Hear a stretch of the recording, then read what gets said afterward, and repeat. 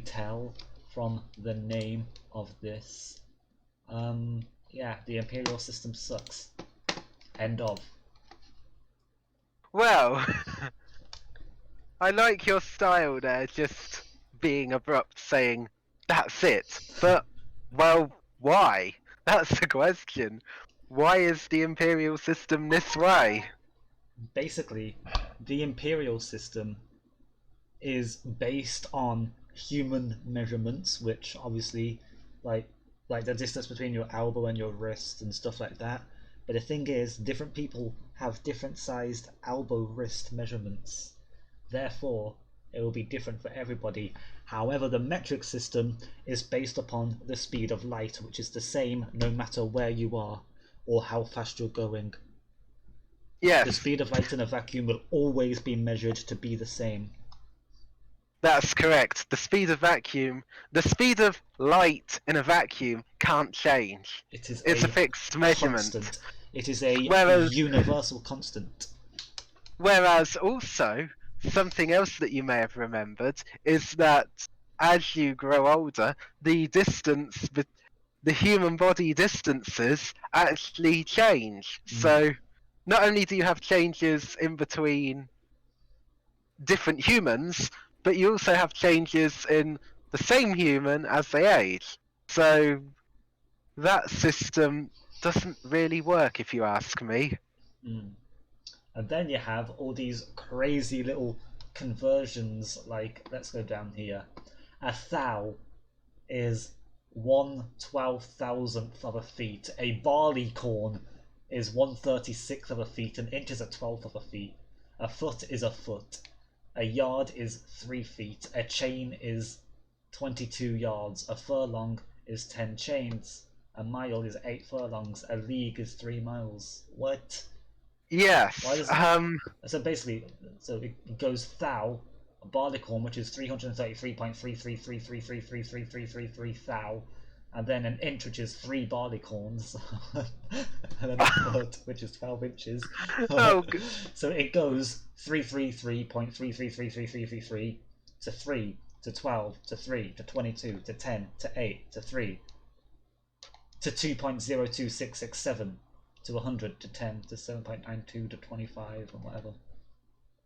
I Right? mean, I've found the most common imperial units, which are of course the inch, the foot, the yard, the rod, the chain, the furlong, and the mile, and we have multiples of 12, 3, 5.5, 4, 10, and 8. Good luck trying to divide by 5.5 or multiply by 5.5 quickly in your heads, as well as go through various different multiples all in one. Like, for example, getting from miles to yards is 1,760. Well, I'd like to know who can memorize the 1,760 times table. Yeah, compared to the metric system where everything goes up in tens. You have a meter, okay, that's cool, and then you have a kilometer, and kilo means thousands, so it goes up by 1,000, which is just multiplied by 10 3 times, because you also have a decimeter, which is divided by 10 from a meter, and then centimeter, which is divided by 10 from a decimeter, and then millimeter, which is divided by 10 from a centimeter. Indeed. Metric units just tend to work better because they're based on multiples of 10 or hundreds or thousands, and they don't deviate from those multiples. And it's not just in distance, it's also in mass and other measurements as well, such as velocity, for instance. All the units are based in multiples of 10.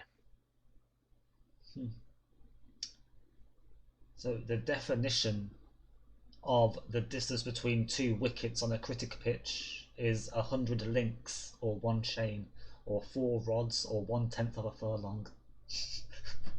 Yeah. Who uses chains apart from people on a cricket pitch? Oh yeah, and I've also just found the barleycorn unit. Never heard of that before. Maybe someone was eating barley and corn, Mm. but it's It's 1/36th of a foot, which mm. or what's that? That's a It third is. a third of an inch. It's 8.4667 millimeters. That sounds more like it. Just use millimeters for everything. Like 25.4 millimeters, 304.8 millimeters, 914.4 millimeters, and of course a mile is 1.6 kilometers, or somewhere thereabouts. So That's better. the units for measurement you have thou, barleycorn, inch, foot, yard, chain, furlong, mile, league, fathom, cable, nautical mile, link, rod. Whereas in metric you have the meter and then the decimeter, the centimeter, the millimeter, the kilometer, the megameter, you know, And also you also have in really small stuff micrometers, and and then picometers and femtometers and attometers that's and correct. terameters and gigameters. With metric, it just goes in multiples of 10 or 1,000, and past kilo and milli, it's pretty much exclusively in thousands. All you have to do is multiply or divide by 1,000 to get to the next unit in a series. Pretty simple, pretty straightforward. So you And have, so for instance, you have tera, then giga, then mega, then kilo, then the base unit, then milli, then micro, then nano, nano, then pico, then femto, then atto. And all I've done each time is divided by 1,000. yeah. That's quite nice and simple. And then you have units of area measurement. So in Imperial, you have the perch, which is a rod by a rod, a rood, which is a furlong by a rod, and an acre, which is a furlong by a chain. The Or only Yeah, the only one of those that most people will have heard will have been the acre, which large amounts of land are measured in, because whenever you look at properties, particularly rural properties, they always say they claim to have however many acres of land. Well, an acre, acorn. acon, an acre is related to the furlong and the chain. A furlong and a chain. Well, most people don't know what those are. So you have square feet, square rods, square miles, hectares. Well, I don't even know what a hectare is. What even is a hectare? It's 1 acre is 0.40468564224 acres. No, 1 acre is 0.40468564224 hectares. Yes. Hectares and airs are what you actually should be using, because airs and hectares are metric. Hey. So yeah, use the hectare because, oh, look at this. 1 hectare is exactly 1,000th of a square meter.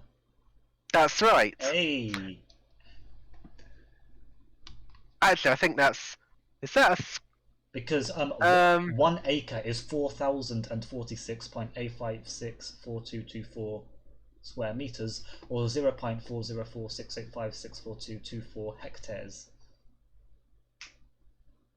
So yes, basically, So the air is 100 square meters, and then the hectare is 100 airs, and then you have the square kilometer, which is 100 hectares. Nice, it all makes sense. And that helps bridge the gap between square meters and square kilometers, because the difference between a meter and a kilometer is a multiple of 1,000, but if you square it, it's 1,000 times 1,000, or 1,000,000.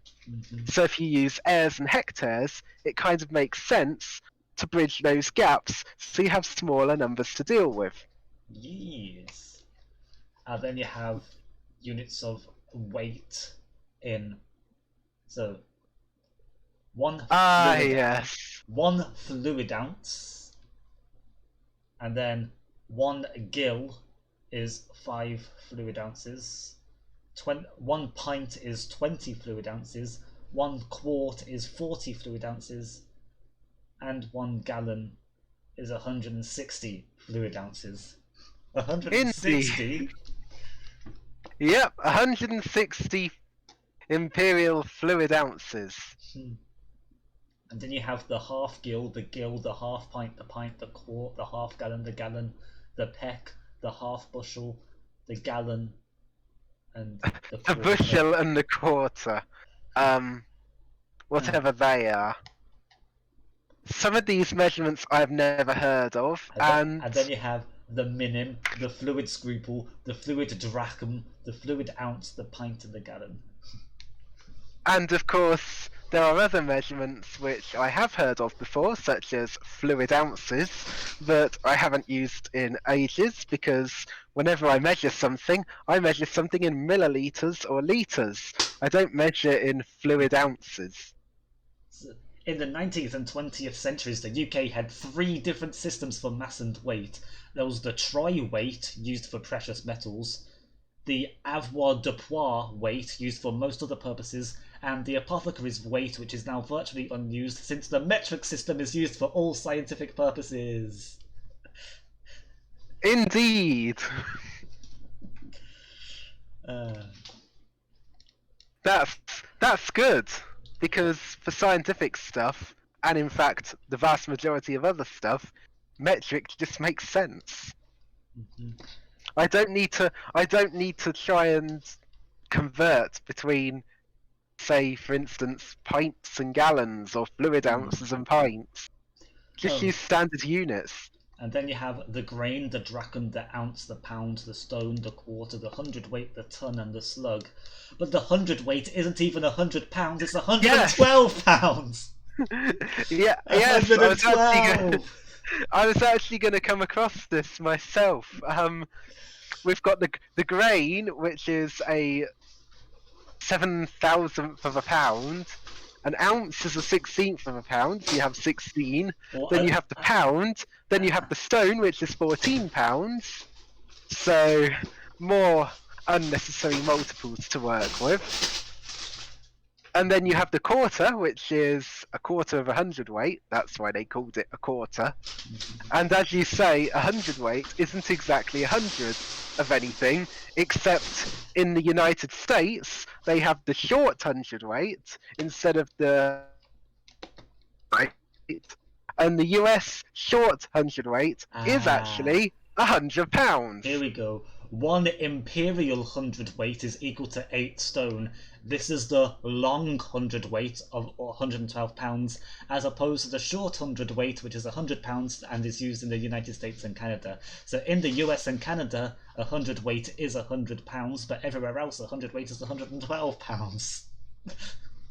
But that actually isn't why.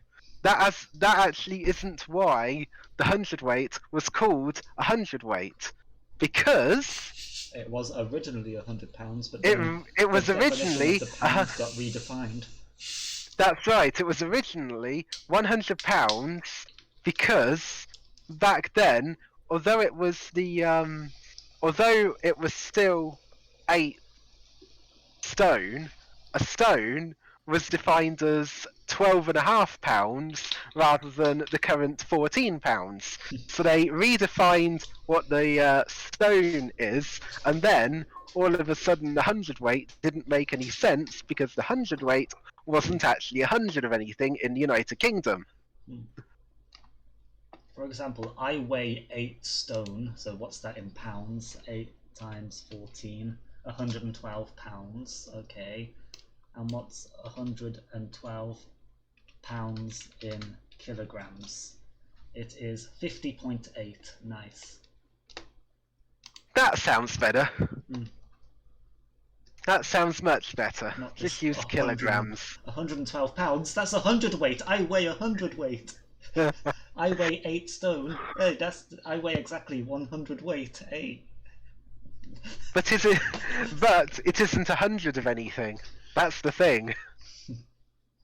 And then, something else to mention, you have the Imperial Ton, which is 20 hundredweight, but you then also have the Metric Ton, which is 1,000 kilograms or 1 megagram, and the difference between the Imperial hundredweight, the Imperial Ton and Metric Ton, because there is a difference between the metric and imperial tons. That's about 5%.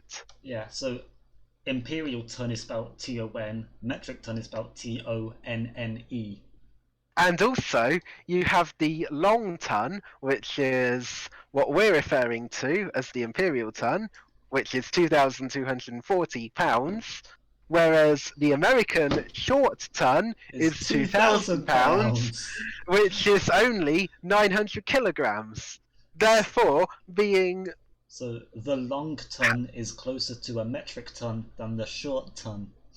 Yes, the short ton is about 10% away from a metric ton. So you've got metric tons, imperial tons, and short tons, Long which tons. are all different units.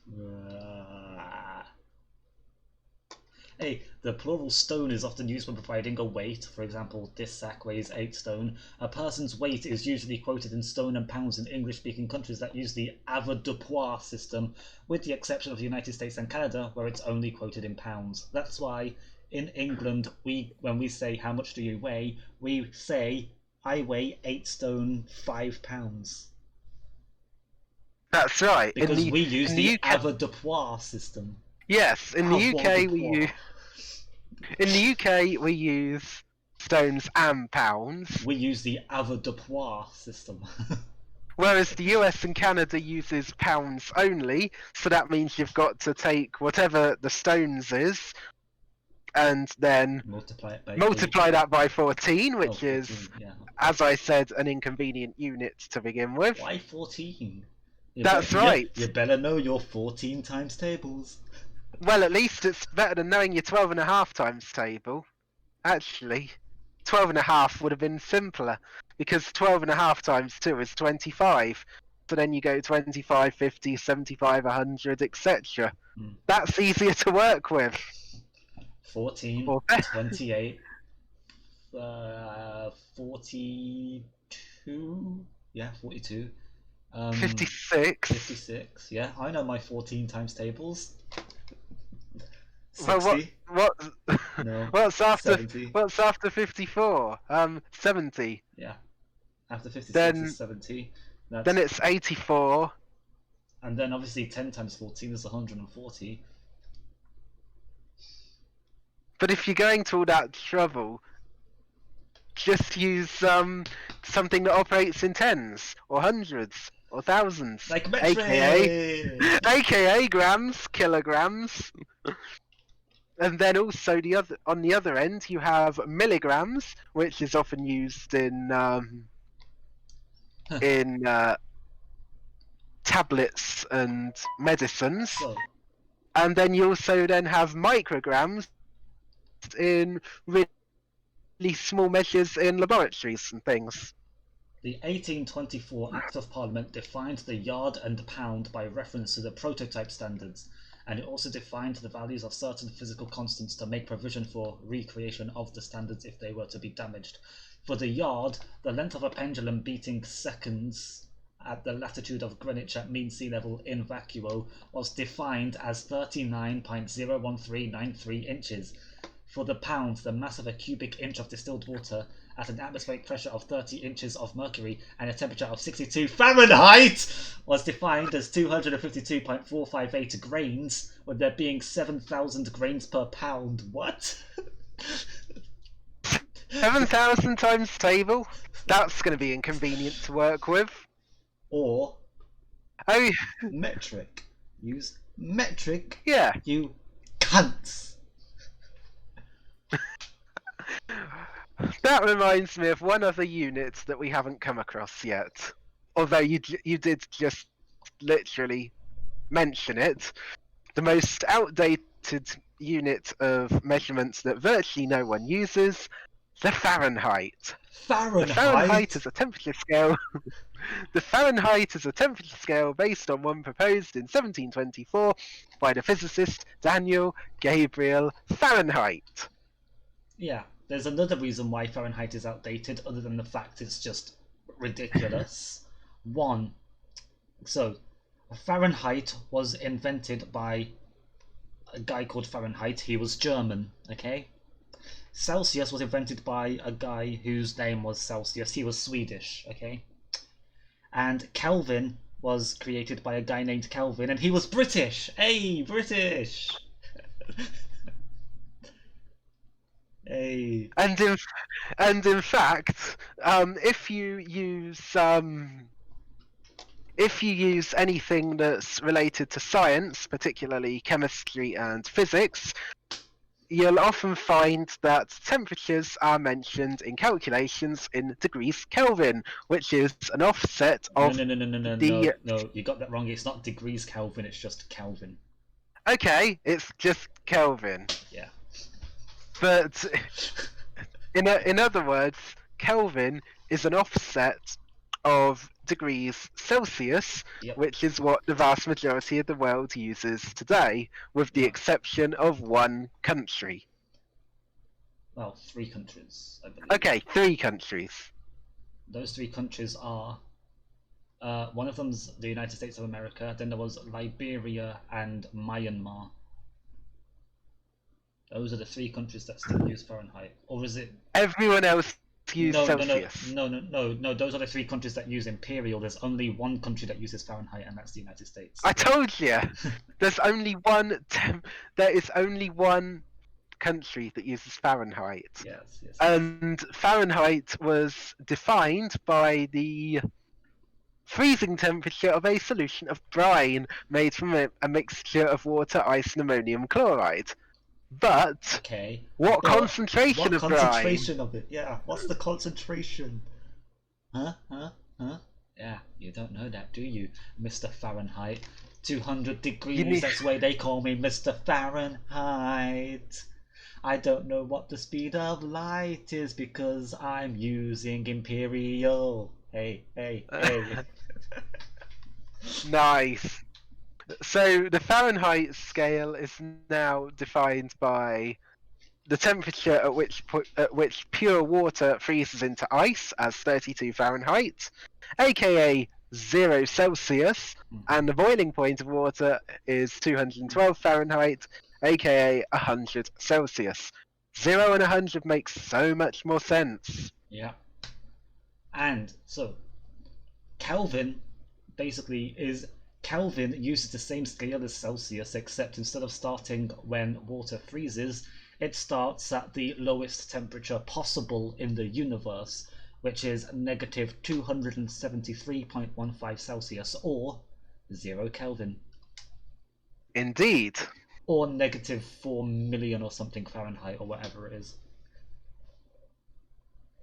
Well, I don't actually know what...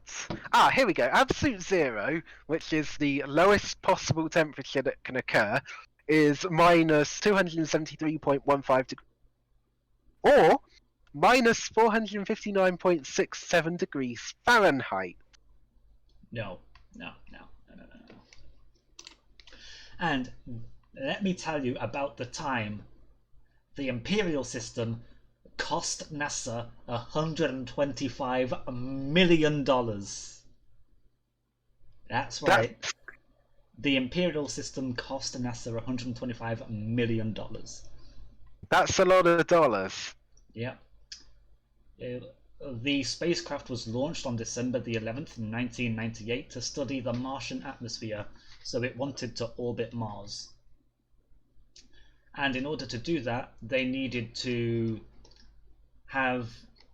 they calculated how much thrust was needed to get the spacecraft into orbit around Mars, okay? So they calculated that, and they put that into their spacecraft computing system. And then they bought the actual thruster from somewhere else. And the thruster basically had a code to convert the input into actual thrust, so the input was in metric, but the output was in imperial, because the place they bought it from was imperial. So basically, the input was in how many newtons of thrust was required, and the output was that number of newtons, but that was the same number, but instead of newtons, it was pounds per square inch. And it didn't get enough thrust because, well, the newtons are bigger than pounds per square inch, so the same number in pounds per square inch isn't enough. And so it hit the atmosphere and crashed and cost NASA $125 million. All because one of the outputs was coded in imperial and not metric. All because the place they bought the thruster from used imperial rather than metric, and NASA were like, we don't need to specify it's metric because, you know, we are NASA, we're a scientific company or scientific agency. Everything in science is done in metric. And the company they bought it from was American, and they were like, we don't need to specify it's imperial since we're American, and everything in America is in imperial, apart from the science agencies, but you know. And so a lack of communication between the two resulted in a very expensive accident causing the amount of damage it did. Yep, a lack of communication caused one system to use metric, another system to use imperial. They did not convert between the two. They assumed each other was using the same system. They were not, and that caused a $125 million space crash into Mars. So, wow.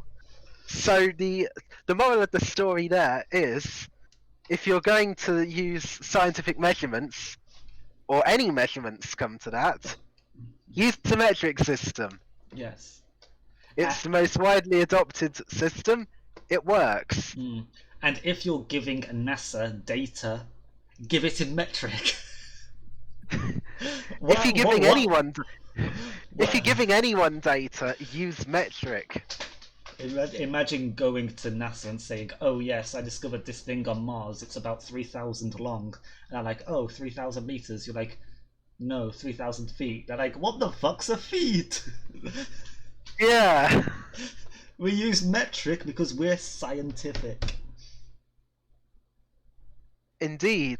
In fact, actually, there are 7 scientific base units, or aka the SI units, or International Standard. In case you're wondering why International Standard isn't SI, it's because it's actually Standard International. It's French.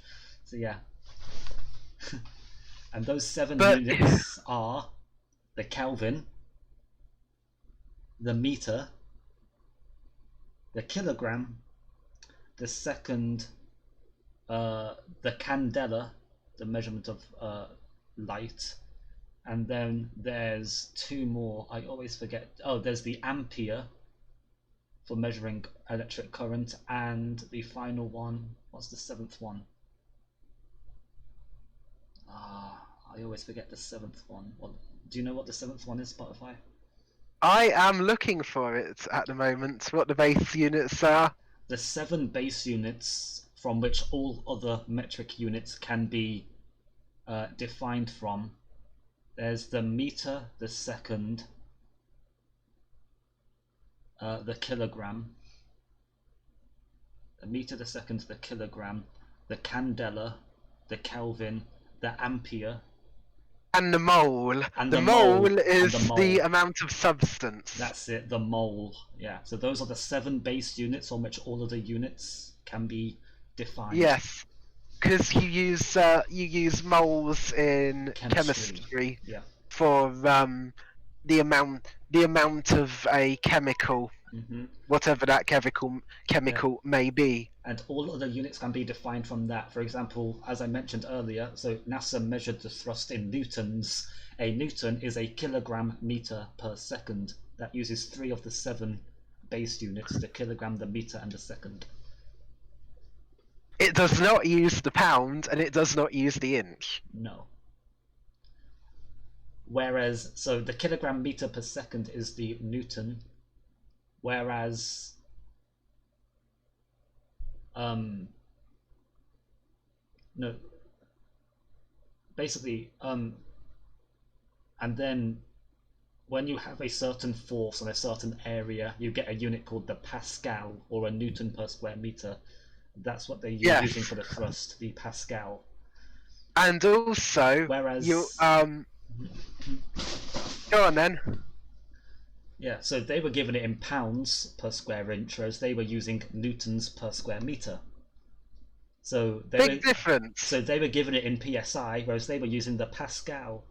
That reminds me of a joke. Okay. Go on. Newton, Pascal, and Einstein were playing hide and seek. So Einstein was searching. So he closed his eyes, counted to 10. Pascal went off and hid, whereas Newton just drew a large square on the floor and stood in it. Then when Einstein said, "Ha, Newton found you," he said, "No, you found 1 Newton per square meter. You found Pascal." Nice. That's great. That's great. And Yeah. also, related to that, the other measurements that you can make are, for instance, the unit of velocity, which is meters per second. Meters per second.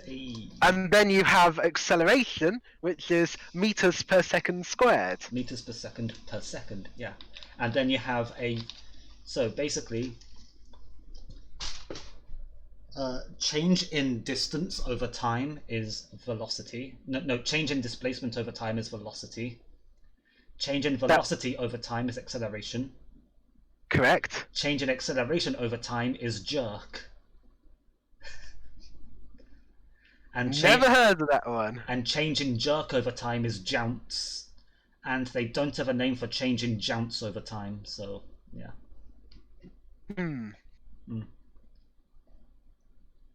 And going back to the scientific measurements, well, how do you do measurements in degrees Kelvin if your country doesn't use degrees Celsius to measure temperature in?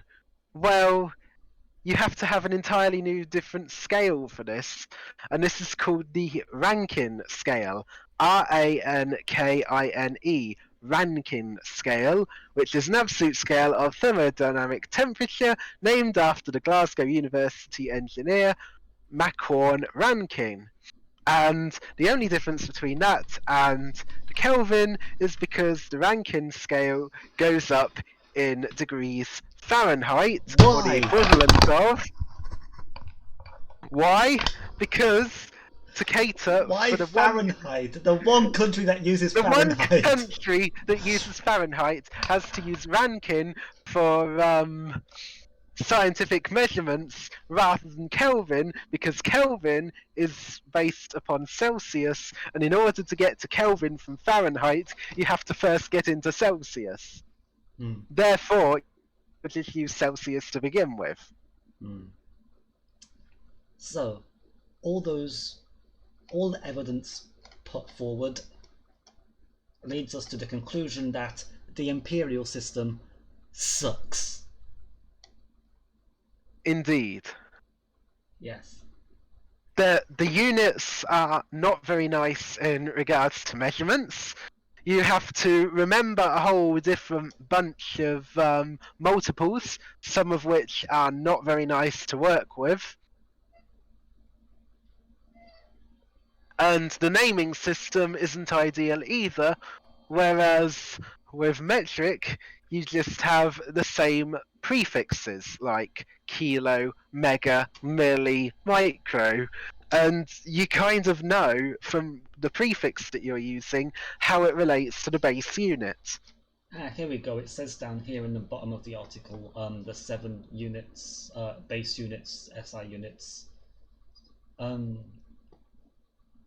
In in 1939, the four-dimensional system based on the meter, kilogram, second, and ampere was recommended to the Consultative Committee for Electricity and Magnetism (CCEM) and was approved by the International Committee for Weights and Measured (CIPM), which is the Comité International des Poids et Mesures in 1946. So the four SI units in 1946 were the meter, kilogram, second, and ampere. And then ampere, Kelvin, and candela were added as base units in 1954. The mole was added in 1971. So today there are 7 base units: the meter, kilogram, second, ampere, Kelvin, candela, and mole. Also, in 1975, the US President Gerald Ford, they adopted the SI units through the Metric Conversion Act. So apparently, the official system in America was changed in 1974 to be metric. However, people were still allowed to use whatever system they prefer, and so they still use imperial, even though officially America is supposed to be using metric. Indeed. And I must say, the 7 base units are so much easier to use than the million or whatever imperial units, none of which are base units. No, and of course, remember the base changes depending on what you're measuring, which isn't ideal in the slightest. For example, if I didn't know what the unit for, let's say I want to know what the unit for weight is, okay? I want to know what the unit for force is, or well, all I need to do is know what's needed to measure force. So force, you need, let's say, mass times acceleration. Okay, I know mass, it's the kilogram. And then acceleration, what's acceleration? It's the meters per second squared. Meters per second squared. Oh, so the unit for force is the unit kilogram for force, meters per second squared, and yes, the unit for force is indeed the kilogram meter per second squared, aka the Newton. AKA the Newton. But if you just say kilograms, if you gave force and gave the unit kilogram meters per second squared, people would still understand, oh, that's a unit of force. Yes. So yeah, instead of going, oh, what's the unit for force? I don't know what the imperial unit for force is. I don't know what the imperial unit for force is either. I'm guessing it relates to the pound per square inch that you mentioned earlier. Imperial unit for force is the pound force. A pound force? Hey, the force of the pound! Yeah. Or you could just use... And of course, the unit of measurement called the pound was what started all of this off when we were streaming on Twitch one time, and one of the answers that we were given actually had pounds in the answer, and we were like, Lolbs? What's pound? 10 lbs, lolbs? 10 10 pounds? lbs. 10 Great British Pound Sterling? Yeah, that's a pound symbol followed by 10, or 10 GBP, Great British Pounds, not LBS. LBS? LBS. Liberian big sticks, I don't know. Lithuanian. Hey, DJ is Lithuanian, so he can tell us what LBS stands for if the L stands for Lithuanian. Lithuanian. Ultimately. Lithuanian something. Lithuanian. Okay, so whenever DJ speaks, he speaks in LBS, Lithuanian bullshit.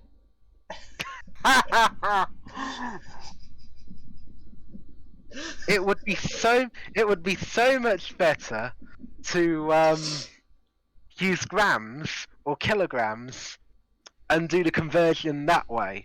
For instance, we know that 1 pound lbs is about 450 grams because the ounce is actually defined in grams. Believe it or not. Well, obviously, a pound is just 7,000 grains or 256 drachms. But the pound is legally defined as exactly 0.453592337 kilograms. So the imperial system is defined by the metric system, and the metric system is defined by the speed of light. So if all the units in the imperial system are defined by the metric system, why not just skip a step and use the metric system? That's correct. If the pound is defined exactly in kilograms, just use kilograms. It works so much nicer. The pound is defined by its equivalent in metric. The inch is defined by its equivalent in metric. Let me have a look. Inch. Inch is 2.54 centimeters. It is defined. It has been based on the metric system and defined as exactly 25.4 millimeters. Yeah, so please just use millimeters, meters, and kilometers for absolutely everything. Yeah, it works. The inch is defined as exactly 2.54 centimeters. So if the inch is defined by centimeters, why not just use centimeters? If the imperial measurement system is defined by the metric measurement system, why not just use metric and skip a step? Yes, especially if you've then got weird and wonderful, or in this case, weird and not so wonderful multiples you have to convert to in the process to get larger measurements. I remember seeing this book from like the 1800s or something, and it was a novel, and I think it was called 8,000 Leagues Beneath the Sea. I'm like, I wonder what a league is. Well, it's 3 miles. Well, a league is 3 miles or 15,840 feet. So that's what, 24,000 miles beneath the sea? Or, what was it? 8,000 leagues. Oh, it's 800 leagues beneath the sea, right? 800 leagues is 2,400 miles. Oh, it's 20,000 Leagues Under the Sea is the name of the 1954 film.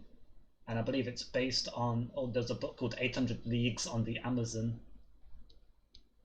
Okay, so... so 20,000 Leagues Under the Sea. What should that book be called? Or that film? 20,000 leagues. Let me get a calculator. 20,000 leagues in kilometers is 111,120. So 20,000 leagues. So the movie 20,000 Leagues Under the Sea should be called 111,120 kilometers beneath the sea.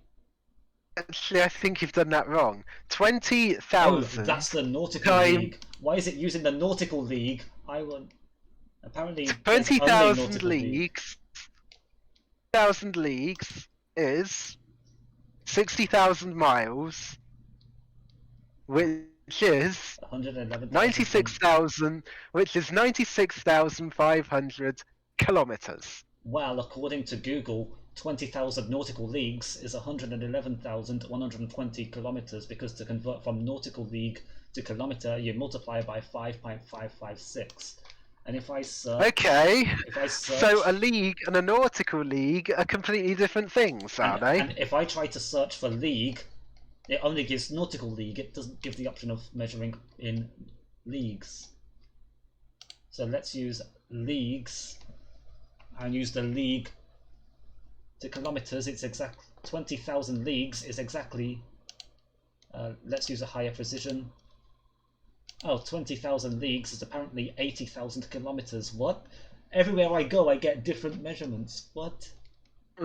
Apparently, 1 league is 4 kilometers, but according to here, one nautical league is 5.556 kilometers. How deep is 20,000 leagues? Oh, here it says 116,000 kilometers. What?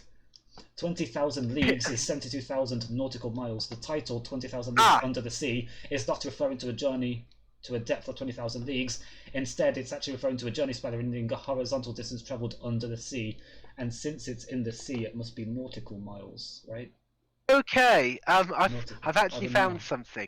On land, the league is most commonly defined as 3 miles. Yeah, here it is. It says at sea, a league is 3 nautical miles, and a nautical mile is different to a land mile, and a metric league, or lieu, I don't know how you pronounce that.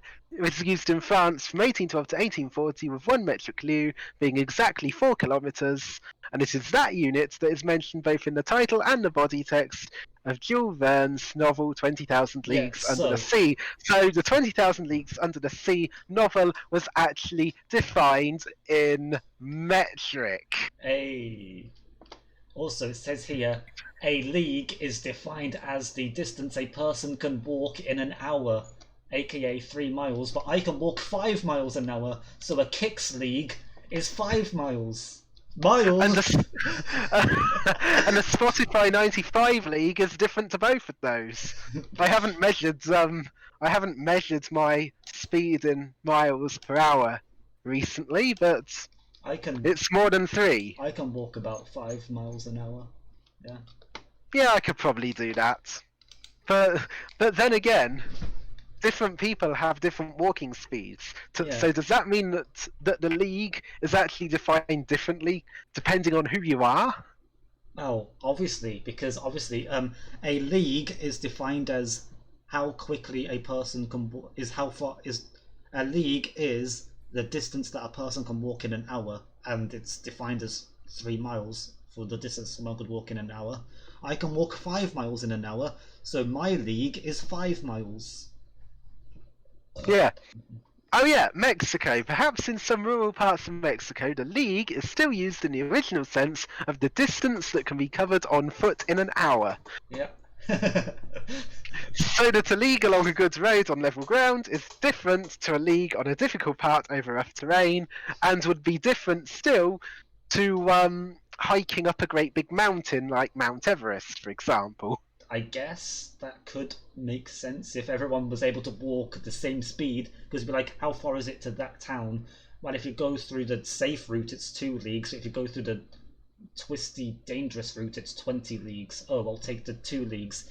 Even though the twisty, dangerous route is actually less kilometers, it's more leagues, because it takes longer to get there.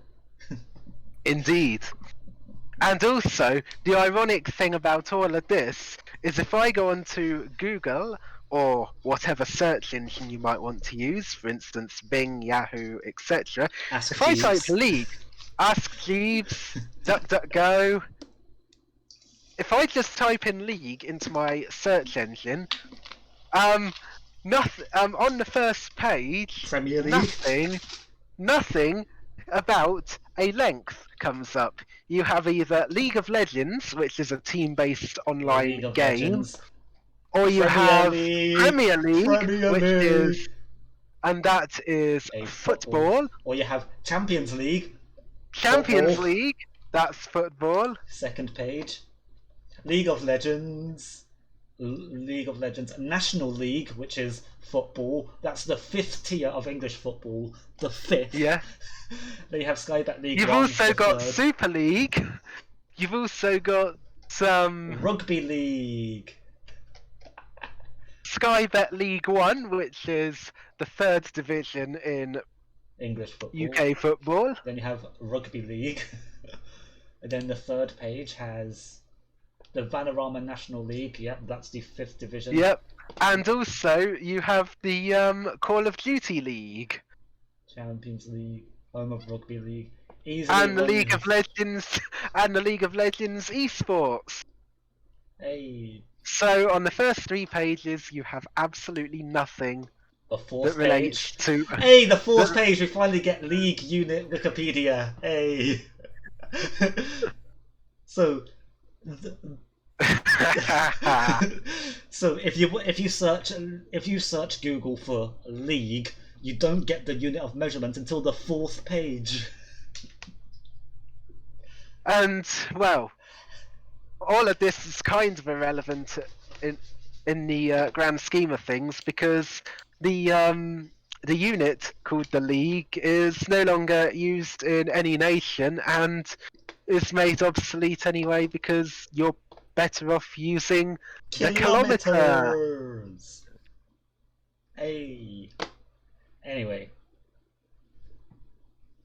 thank you for listening to our rant about the Imperial system.